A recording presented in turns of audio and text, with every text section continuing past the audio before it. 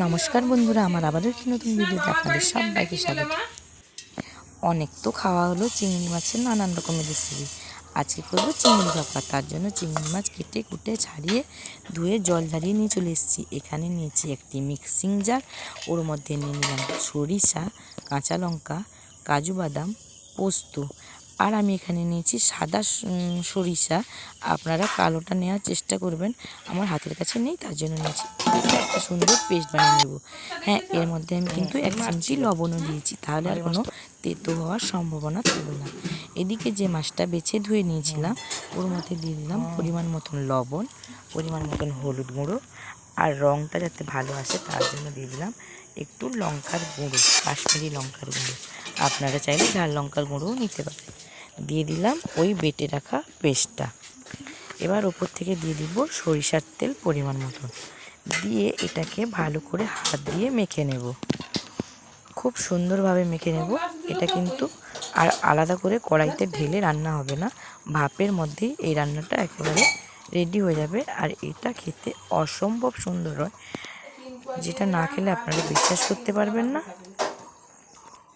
খুবই অল্প তেল দিয়ে কিন্তু এই রান্নাটা খুব সহজেই করে নেওয়া যায়। হাতে মাখতে মাখতেই মনে হচ্ছে যেন এখনই খেয়ে নিই, এতটা লোভনীয় হয়েছে দেখতে। এবং এর যে কাঁচা যে স্মেলটা উঠছে ওটাও কিন্তু অসম্ভব সুন্দর। এখানে আমি বেটে রাখা যে মশলার কৌটোটা ছিল, মানে মিক্সিং জারটা, ওটা ধুয়ে একটু জল দিলাম। যেহেতু আমাদের পরিবারের সদস্য সংখ্যা একটু বেশি, একটু জল না দিলে আমি কিন্তু অ্যাডজাস্ট করতে পারবো না কাউকে দেওয়ার সময়। আপনারা কিন্তু জলটা না দিয়েও এমনি ভাপে বসিয়ে দিতে পারেন। তার জন্য আমি এখানে একটু জল দিয়ে দিয়েছি, একটু বেশি পরিমাণেই জলটা আমি দিয়েছি, এতটা না দিলেও চলে। উপর থেকে কয়েকটা কাঁচা লঙ্কা চেরা দিয়ে দিলাম, আর সামান্য একটা ছোট্ট চা চামচের 1 চামচ সরিষার তেল দিয়েছি। ভালো করে টিফিন কৌটোর মুখটা বন্ধ করে দিলাম, আর এদিকে উনুনটা লাগিয়ে নিয়েছি। এবার কড়াইও চাপিয়ে দিলাম।